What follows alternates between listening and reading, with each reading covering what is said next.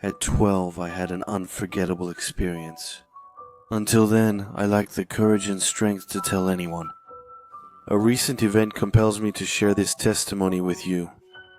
As Christmas neared in 1998, my city was gradually adorned with lights and Christmas trees. For the pleasure of the eyes and ears, Christmas markets were being set up here and there, and the place, which was usually quite calm and sparsely populated, suddenly became crowded, with many people coming from neighboring towns. When I was little, I was quite shy. What if I liked the visuals? Meeting people just wasn't the same, especially when there were a lot of them. So, my mother chose quieter places for me, like supermarkets, which were also decorated for the occasion, but were lucky enough to be spared from any tourists. I loved wandering the aisles to admire the sparkling Christmas trees, see all the ornaments and decorations, and especially lose myself in the toy section, imagining what it would be like to own them all. What I'm describing here is a typical day in the month leading up to Christmas. I'm sure I've forgotten many reasons why I love this holiday so much, but the day I'm going to tell you about is different, because this one marked my life in an irreversible way. As I told you before, when my mother noticed that I was starting to get anxious because there were too many people in the streets, she took us to the nearest supermarket to walk the aisles. The place where she took me that day was a rather small supermarket without much decoration, which by the way was nothing spectacular except for one detail. On a large banner at the entrance of the store, it said, "Santa Claus is visiting us. To tell him your Christmas list, go to the center of the store." I quickly tugged my mother's jacket and begged her to go see him. She smiled. Then she spoke to me. You're 12 years old now. You're big enough to go on your own, okay? I'll be in the clothing section. Without waiting, I kissed her on the cheek and ran off to the center of the store. After a minute or two of trotting through the aisles and looking around for where they might be, I finally spotted him sitting in his big brown armchair. Santa Claus was just a few meters in front of me. He was wearing the traditional clothes that all Santas of our time wear. But understand that, for me at that moment, his cheap costume was something absolutely magical. So I immediately joined the small line that was not far in front of him, and I waited patiently until it was my turn to talk to him. It lasted maybe 10 minutes, for me. At that moment, I felt like I had waited for several hours before. Finally, my turn came. Santa Claus greeted the departing child, then turned his gaze to me. Just as I was about to approach him, I hesitated and stepped back.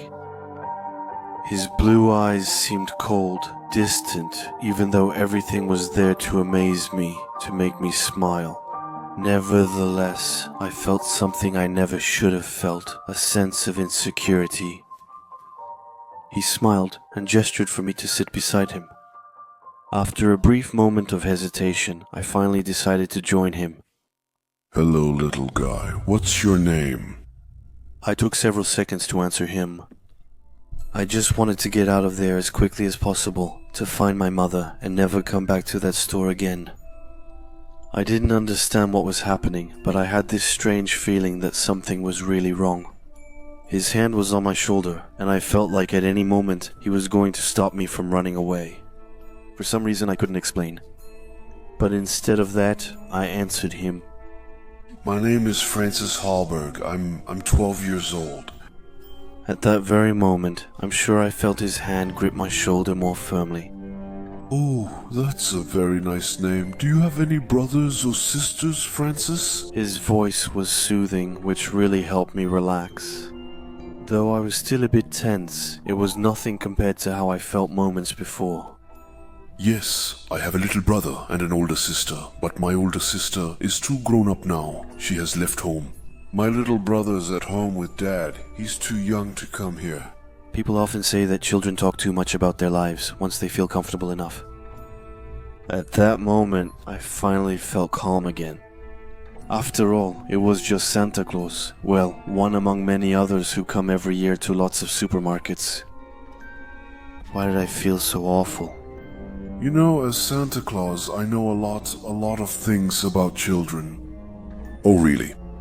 "You know what?" He smiled at me and gently replied, I know when they've been good, for example, and then I also know when they're lying to me. My smile gently faded.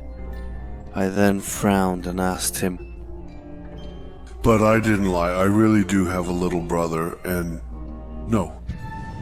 When he interrupted me, I thought my heart would stop. The moment that followed was so silent and long that I ended up forgetting I was right in the middle of a supermarket. You don't have a little brother. You've never had one. I didn't understand anything that was happening anymore, and my anxiety came back just as quickly as it had left. I started looking all around me, and I tried as best I could to find the clothing section again, to try to spot my mother, but it was impossible to find her. Her hand then tightened more firmly than before, and the next moment he came closer to my ear. I could now feel his terrible breath, which was a sort of mixture between rotten fish and spoiled meat. Listen to me carefully, Francis. Tell me what you wish for, and I'll make sure you get it. And I'll also do everything in my power to make sure you have it, before the end of this day. Now, Barn. Everything was starting to get jumbled in my head, so I looked around again, hoping to find some help. But all the children in the line seemed to have empty looks in their eyes. There weren't any adults either, and the shelves seemed to be hundreds of meters away from me. It felt like I was tiny in the middle of a vast cold room. The only thing that was alive at that moment was me. I didn't even know if that thing pretending to be Santa Claus really was. As for her, One last time. Tell me what you wish for. after a moment of hesitation, I then made my wish to Vabas. I wish that Dad and Mom would stop arguing. I want Dad to live with us again, and that they don't just come over to take care of my little brother anymore. Those frightening blue eyes were now staring into mine with great intensity. I felt like with just one look, they could see right through my entire soul. Then, after a moment of silence, he finally answered. Very well, Francis. Your wish is granted. Now, go back to your mother. And Then everything went dark. I remember opening my eyes to several shapeless figures hovering above me. From afar, I heard someone asking me to squeeze their hand. I was still seeing blurry, but I did as they asked. What lifted me from that darkness was my mother's voice. Her scream was so piercing that I had to cover my ears while I was sitting on the cold supermarket floor. As soon as I came to my senses, I started crying. I immediately explained everything to my mother. I told her the Santa Claus in the middle of the store was weird and had asked me a lot of strange questions. My mother then said, But honey, I was right in front of you when you fainted. Are you sure you're okay? What happened? Why did you fall to the ground? Mom? I was certain Santa Claus existed and that he asked me odd questions. He spoke to me about... Listen, sweetheart, we're going to the doctor. You'll explain everything to your father and me when we return, okay? But first, we're going to make sure there's nothing seriously wrong with you.